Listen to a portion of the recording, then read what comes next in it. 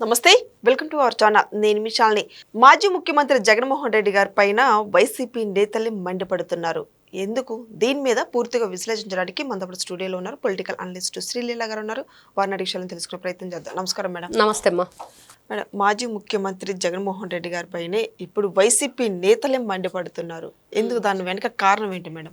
ఎందుకు అంటే ఈ రోజున ప్రత్యేక అసెంబ్లీ సెషన్ ఎందుకు పెట్టారు, మరి అసెంబ్లీ సెషన్కి రాకుండా జగన్మోహన్ రెడ్డి యలహంక ఎందుకు ఎగిరిపోయాడు? మాట్లాడితే తాడేపల్లి ప్యాలెస్, మాట్లాడితే యలహంక ప్యాలెస్, ఈ రెండు తప్పించి ఇంకా రాష్ట్రంలో మంచి ఏంటి చెడేంటి?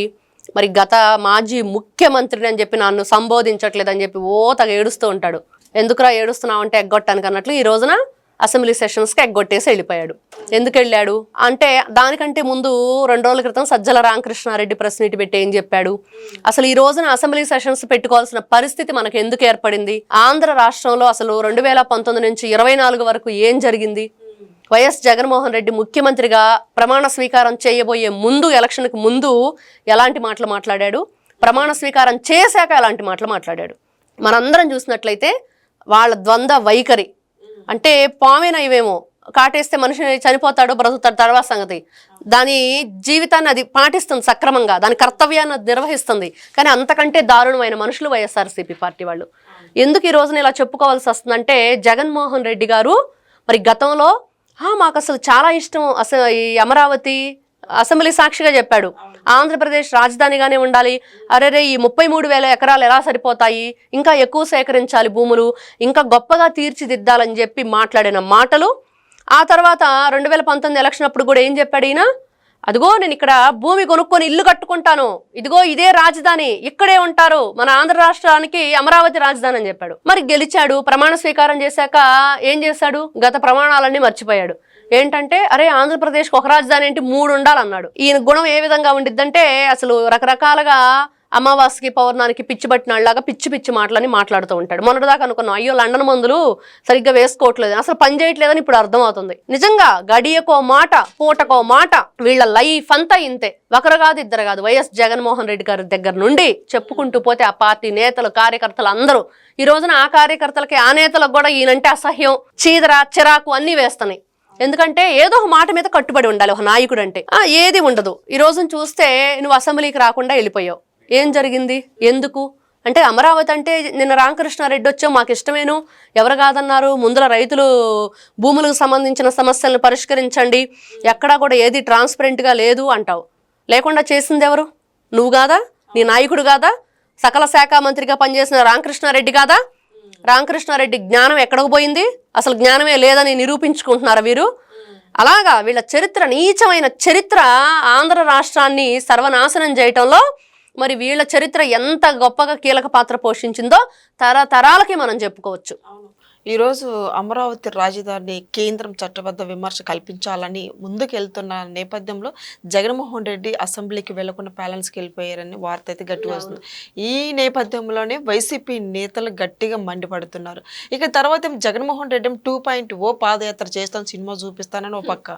ఏంది మేడం అసలు నువ్వు అసెంబ్లీకి వచ్చి ఇదిగో ఇది మంచి, ఇది చెడు, ఇది చేద్దాం, ఇది వద్దు, ఇదిగో నా సలహాగా నేను చెప్తున్నానని ఏదైనా మాట్లాడితే నువ్వు 2.0 అంటావో 3.0 అంటావో ఏదో ఒకటి చేసుకో. అలా కాకుండా నువ్వు 10 మందిలోకి వచ్చి రేపు ఒక 5 కోట్ల మందికి ఒక వేదిక అసెంబ్లీ, అక్కడే నువ్వు వచ్చి మాట్లాడలేని వాడివి డైరెక్ట్గా ప్రజల దగ్గరికి వెళ్తే చెప్పులు, చీపుర్లు, చాట్లు బాగా పని చెప్తారు. పాత ఇవన్నీ దాచుకొని ఉంచుకున్నారంట 5 ఏళ్ళ నుండి, ఎప్పుడు కనపడితే అప్పుడు కొడదామని. మరి ఇది నీ చరిత్ర. ఏం చెప్తావు నువ్వు? ఏం చేస్తావు నువ్వు? అసెంబ్లీకి వచ్చి మాట్లాడలేని వాడివి, నీ 10 మంది ఎమ్మెల్యేలు నీతో పాటు వాళ్ళని రానివ్వకుండా చేస్తున్న వాడివి. మండలిలో అయితే మాకు బలం ఉంది, అసెంబ్లీలో లేదు. బలం ఎందుకు? నువ్వు ఏం చేస్తానంటు? మరి 2029లో వచ్చి ఏందో చేస్తానంటున్నావు. ఈ రోజు ఏం మాట్లాడలేని వాడివి, రేపు వచ్చి ఏం చేస్తావు నువ్వు? ఈ రోజున నిజంగా నువ్వు ధైర్యవంతుడు అయితే 2029 వస్తాం అంటున్నావు కదా, ఆ ధైర్యాన్ని చూపించి ఇక్కడ మరి వచ్చి ఎప్పుడో వస్తాం ఏదో చేస్తాం కాదు. ఇప్పుడు నువ్వు నిజంగా ధైర్యవంతుడివే, నేను మాట మీద నిలబడతాను, ఇచ్చిన మాట నెరవేర్చుకుంటాను, మా జగనన్న పులి, సింహం అని చెప్పి చెప్పుకునే మీరంతా ఏంటి మీ జగనన్న పరిస్థితి? ఇప్పుడు అసెంబ్లీకి రాడు, 10 మందిలోకి వచ్చి కరెక్ట్గా మాట్లాడటమే చేత కాదు. మరి ఇది వీళ్ళ పరిస్థితి, వీళ్ళ దుస్థితి. వీళ్ళ దుస్థితికి ఈ రోజున రాష్ట్రాన్ని సర్వనాశనం చేసిందే కాకుండా ఈ రోజున ఒక అమరావతిని నిర్మించుకుందాం. ఎక్కడ భారతదేశ చరిత్రలోనే లేదు ఇలాగ ఒక తీర్మానం అనేది మనం ప్రవేశపెట్టడం ఒక రాజధాని కోసం. ఎందుకు మేడం అమరావతి గురించి మాట్లాడమంటే మాట్లాడకుండా చర్చించకుండా వెళ్ళిపోయారంటే ఎందుకు? దాని వెనక కారణం ఏంటి? ఎందుకంటే అమరావతి రాజధానిగా ఏర్పడటం వైఎస్ఆర్సీపీ పార్టీ నేతలకు కానీ వాళ్ళ పార్టీ అధినేత జగన్మోహన్ రెడ్డి గారికి కానీ ఇష్టం లేదు. అందుకనే కదా 3 రాజధానులు అని చెప్పి 3 ముక్కలు ఆటాడాడు.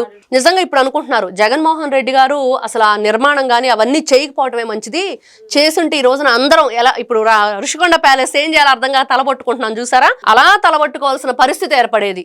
అంటే అంతా కూడా ఉక్కిరి బిక్కిరిగా ఉండేది ఎవరికి వాళ్ళకే. అంటే సరైన పద్ధతిగా ఒక విధంగా కట్టడానికి వీళ్ళకి ఎటువంటి ఆలోచన లేదు కాబట్టి ఆయన పరిపాలనలో ఆయన అమరావతిని నిర్మించకపోవటమే మంచిది అనేది ప్రజలకు అర్థమైంది.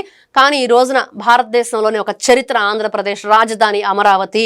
ఖచ్చితంగా ఈ తీర్మానం అనేది ముందుకు వెళ్ళాలని సెంట్రల్ నుంచి ఆమోదం వస్తే ఇంకా ఎవ్వరూ కూడా ఎటువంటి దాని మీద భూకంపాలు వస్తాయని వరదలు వస్తాయని అసలు అది కరెక్ట్ అయిన ప్లేస్ కాదని రకరకాల ఆరోపణలు ఎన్ని రకాలుగా పాపం భూములు ఇచ్చిన రైతులు ఎన్ని కష్టాలు కోర్చి ఎన్ని ఇబ్బందులు కోర్చి బూట్లు కాళ్ళతో పొత్తి కడుపుల మీద తన్నించుకొని మహిళలు రైతులు ఎన్ని రకాల అంటే ఎక్కడా కూడా రైతులు ఒక రాజధానికి భూములు ఇవ్వటంతో పాటు 100 రోజులు దాదాపుగా 1500 రోజులు పైనే అక్కడ ఒక దీక్ష చేస్తూ ఆ శిబిరాలను వదిలిపెట్టకుండా అక్కడే ఉంటూ కొనసాగించారంటే ఇది ఒక చరిత్ర. నిజంగా ఈ రోజున ఈ తీర్మానం అనేది సక్సెస్ఫుల్ అవ్వాలని చెప్పి అందరం కోరుకుంటున్నాం. జగన్మోహన్ రెడ్డి లాంటి వ్యక్తి రాకపోవటమే మంచిది.